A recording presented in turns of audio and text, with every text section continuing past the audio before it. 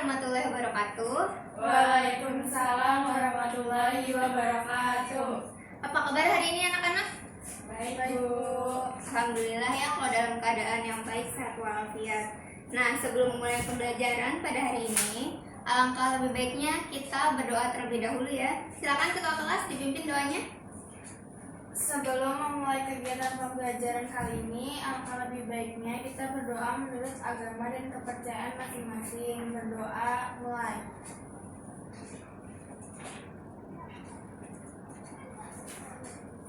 Selesai. Nah, sebelum memulai pembelajaran, Ibu akan memeriksa kehadiran terlebih dahulu ya. Ya, Bu. Iya, Bu. Intan, Hadir. Vivi, Hadir. nah alhamdulillah hadir semua ya. Iya, Bu. Sudah siap mengikuti pembelajaran hari ini? Siap, Bu. Nah, untuk mengetes kesiapan kalian, Ibu akan bertanya nih. Ada yang masih ingat materi kita minggu lalu apa? Gimnaspermae, Bu. Ya betul Intan, materi kita minggu lalu adalah gimnospermae. Bagaimana ciri-ciri dari gimnos? Ciri-cirinya yaitu memiliki akar, batang, dan daun yang jelas. Daun gimnospermae berbentuk pipih, lebar, dan lancip seperti jarum. Ya. Betul Vivi. Nah, sekarang Ibu punya bunga nih. Bunga ini memiliki bagian-bagian ya. Siapa yang bisa menyebutkan bagian-bagian bunga? Aku, Bu. Ya Intan. Berdiri. Jadi bunga itu memiliki bagian-bagian. Yang pertama ada kelopak bunga, yang kedua ada mahkota, yang ketiga ada benang sari, yang terakhir ada putik bunga. Iya, betul ya. Terima kasih Intan. Bu. Nah, berdasarkan bagian-bagian yang sudah disebutkan oleh Intan, bunga ini termasuk bunga sempurna atau tidak? Ayo, sempurna atau tidak? Sempurna, Bu. Nah, iya bunga ini termasuk bunga sempurna karena dia itu lengkap, ada kelopak yang berfungsi melindungi mahkota sewaktu mahkota masih kucuk. Lalu ada mahkota nih, mahkota itu fungsinya buat menarik perhatian serangga agar dia mengambil nektarnya di bunga ini. Lalu ada benang sari warna kuning ini itu alat reproduksi jantan. Lalu ada putik sebagai alat reproduksi betina. Nah, sekarang kita tuh materinya adalah angiospermae ya. Ibu akan menyebutkan tujuan pembelajaran terlebih dahulu. Tujuan pembelajaran kita pada hari ini adalah yang pertama itu peserta didik dapat memahami ciri-ciri dari angiospermae. Yang kedua, peserta didik dapat mengklasifikasikan tumbuhan yang ada di lingkungan sekitar. Yang ketiga, peserta didik dapat menyajikan manfaat dari spermatopita. Nah, selanjutnya. Nah, proses pembelajaran pada hari ini kita tuh akan membentuk sebuah kelompok nih, kelompok kecil yang terdiri dari 2 sampai 3 orang. Nanti di dalam kelompok tersebut kalian itu akan berdiskusi mengenai masalah yang akan Ibu berikan dari LKPD. Setelah itu kalian mempresentasikan di depan kelas ya. Nah, Ibu punya video nih. Kalian harus simak ya. Nanti akan Ibu berikan pertanyaan. Baik, Bu. Baik, Bu.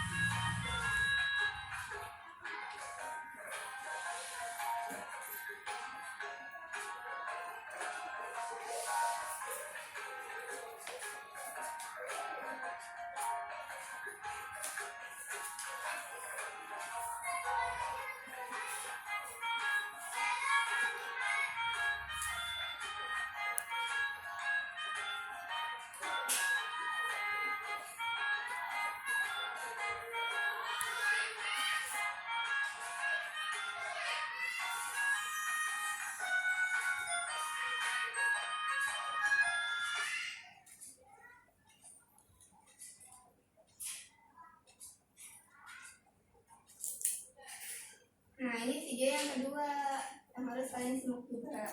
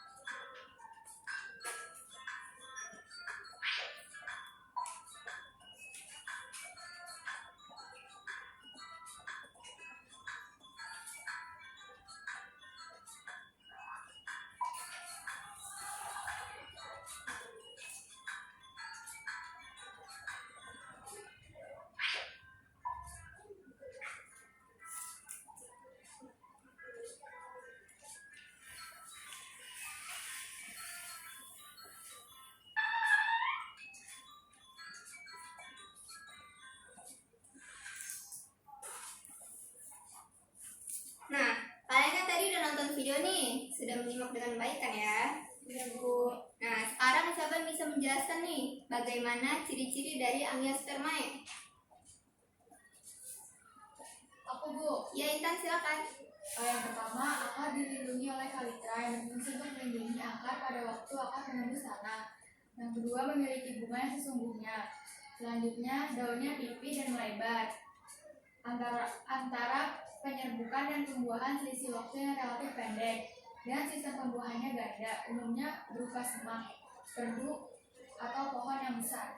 Ya, betul. Jadi Angiospermae ini tumbuhan berbiji tertutup yang memiliki bunga sesungguhnya. Jadi bunganya ini berguna untuk alat reproduksi.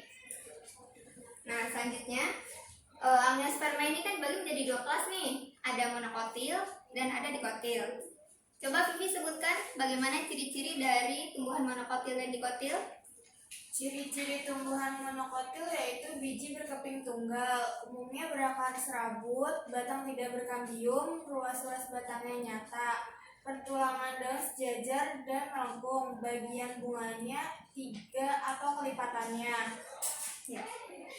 Terus yang dikotil ciri-cirinya yaitu biji berkeping 2, umumnya berakar tunggang, batang memiliki kambium, cabangnya banyak, pertulangan daun menyirip, ada yang menjari, cabangnya banyak, bagian-bagian bunganya 4-5 kelipatannya.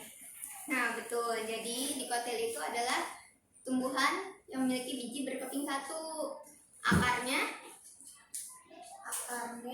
Serabut. ya, akarnya serabut. Bentuk tulang daunnya adalah menyirip, melengkung dan sejajar. Nah, lalu ada dikotil. Dikotil adalah tumbuhan yang memiliki biji berkeping 2. Tulang daunnya adalah menjari. Akarnya tunggang. Contoh dari monokotil adalah Pariza sativa atau Parikadian. Lalu dikotil, ada yang tahu contohnya apa? Mangga. Ya, betul. Mangga adalah contoh dari tumbuhan dikotil ya. Nah, reproduksi Angiospermae ini dibagi menjadi 2 nih. Yang pertama ada reproduksi secara seksual Yang kedua, reproduksi secara aseksual. Nah, reproduksi secara seksual adalah pertemuan antara alat kelamin jantan dan alat kelamin betina. Yang kedua adalah tentang aseksual nih. Aseksual itu dengan cara vegetatif alami. Contohnya ada rimpang, stolon, geragi. Reproduksi seksual bisa kalian lihat nih. Mekanismenya gini. Reproduksi seksual itu jatuhnya serbuk sari yang kuning ini ke atas kepala putih. Itu disebut dengan penyerbukan. Penyerbukannya itu bisa dengan bantuan serangga ataupun melalui angin. Nah, setelah proses penyerbukan, mereka akan berfertilisasi atau pembuahan, lalu akan berkembang menjadi embrio. Nih embrionya. Nah, dari embrio dia akan terus berkembang menjadi bakal biji. Nah, bakal biji akan berkembang menjadi biji. Biji akan berkembang menjadi kecambah atas bantuan hormon giberelin. Setelah menjadi kecambah, biji akan tumbuh menjadi tumbuhan dewasa. Nah, itu yang disebut dengan reproduksi secara seksual. Ada yang ingin ditanyakan? Aku, Bu. Ya, Intan silakan. Kenapa sih, Bu, angiosperma itu mengalami pembuahan ganda? Kenapa sih angiosperma ini dikatakan mengalami pembuahan ganda? Karena itu dia mengalami 2 kali peleburan. Yang pertama adalah peleburan inti generatif 1. Dia melebur bersama sel telur atau ovum. Hasilnya adalah embrio. Embrio yang berkembang menjadi bakal biji. Lalu bakal biji ini berkembang menjadi biji. Yang kedua adalah peleburan inti generatif 2. Jadi, si angiosperma ini melebur bersama inti sel kandung lembaga sekunder. Hasilnya adalah endosperm atau cadangan makanan. Jika tidak ingin ada yang ditanyakan lagi, silakan duduk bersama kelompoknya. Ibu akan bagikan LKPD ya. Nanti kalian diskusikan bersama kelompok kalian. Baik, Baik, Bu. Nih, berjalan ya. Ini belajar dulu.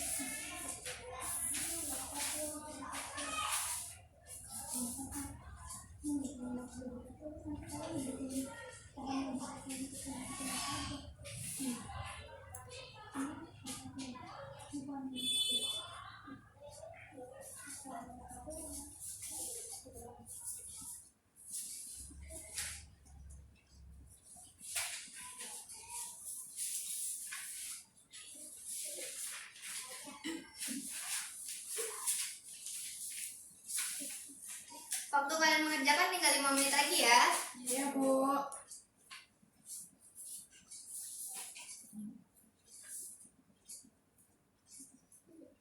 Oke, sekarang waktu kalian mengerjakan sudah habis. Silakan. Kelompok siapa dulu yang ingin presentasi? Kelompok Kita, kita, Bu. Bu. Ya, silakan kelompok 1. Yuk, presentasi di depan kelas ya.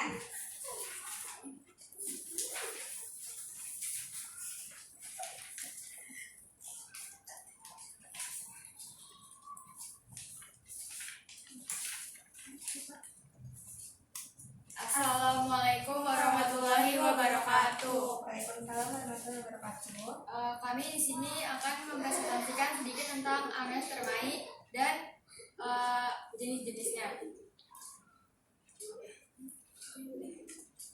Angiospermae berasal dari 2 kata, yaitu angios dan spermae. Angios itu berarti tertutup dan spermae yang berarti biji. Angiospermae merupakan tanaman berbiji tertutup.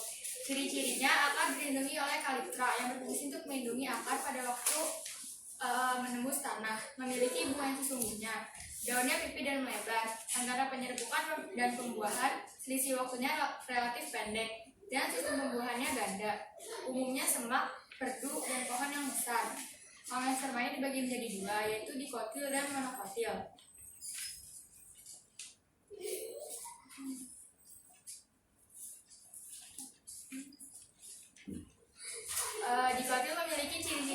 berikut. Yang pertama, biji berkeping dua, umumnya berakar tunggang, batangnya berkambium, cabangnya banyak, pertulangannya mirip, ada yang menjari, cabangnya banyak, bagian bunganya 4-5 kelipatannya. Contoh dari tanaman nikotil, lada dan sirih. Terus selanjutnya monokotil. Monokotil itu biji berkeping tunggal, umumnya berakar serabut, batang tidak berkambium, ruas-ruas batangnya nyata, pertulangan daunnya sejajar dan melengkung. Bagian-bagian bunganya 3 atau kelipatannya. Terus contoh dari monokotil yaitu ada pohon kelapa, jahe, kunyit, dan sebagainya. Terima kasih, mungkin cukup itu saja yang bisa kami presentasikan. Mohon maaf bila ada kekurangan. Wassalamualaikum warahmatullahi wabarakatuh. Waalaikumsalam warahmatullahi wabarakatuh. Terima kasih kelompok 1. Kelompok lain ada yang ingin ditanyakan? Tidak ada. Sini ada yang ingin ditanyakan? Tidak, Bu. Nah, kalau nggak ada yang ingin bertanya, Ibu aja yang nanya nih. Yang akan menjawab benar akan Ibu kasih poin plus. Kenapa sih angiosperma ini bereproduksi menggunakan bunga? Ayo tunjuk tangan, siapa yang ingin menjawab? Saya, Bu. Ya, oke Vivi, silakan. Karena pada bunga terdapat organ reproduksi yaitu benang sari dan putih. Lalu penyerbukan dan pembuahan juga berlangsung pada bunga. Bunga juga berfungsi sebagai 4 bagian penyatunya gamet jantan dan betina untuk menghasilkan biji. Iya, betul sekali. Tepuk tangan untuk Vivi. Nah, karena pembelajaran kita telah selesai, siapa yang memberikan kesimpulan? Saya, Bu. Ya, silakan Intan. Kita ini bahas Ameliserae. Ameliserae itu artinya tumbuhan berbiji tertutup yang memiliki ciri-ciri sebagai berikut. Yang pertama, akar dilindungi oleh kalitra yang berfungsi untuk melindungi akar pada waktu menembus tanah. Kedua, memiliki bunga yang sesungguhnya. Ketiga, daunnya pipih dan lebar. Keempat, antara penyerbukan dan pembuahan selisih waktunya pendek. 5. Sistem pembuahannya ganda. Keenam, umumnya berupa semak, perlu, atau pohon yang besar. Ya, agar pengetahuan kalian semakin matang, Ibu akan memberikan kalian tugas praktikum ya. Nanti kalian kerjakan bersama kelompok kalian di rumah. Ibu akan memberikan lembar kerja ya. Lalu baca dan pahami lembar kerja tersebut. Lakukan prosedur kerjanya sesuai dengan lembar kerjanya. Nanti hasil praktikum kalian harus dibuat laporan ya.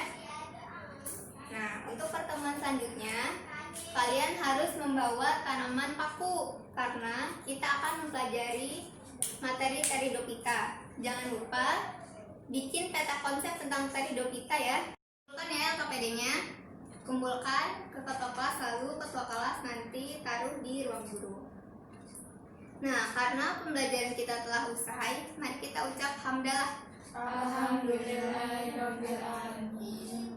Terima kasih atas partisipasi belajarnya pada hari ini. Semoga ilmu yang kita pelajari bermanfaat bagi diri kita sendiri dan lingkungan sekitar. Wassalamualaikum warahmatullahi wabarakatuh. Waalaikumsalam warahmatullahi wabarakatuh.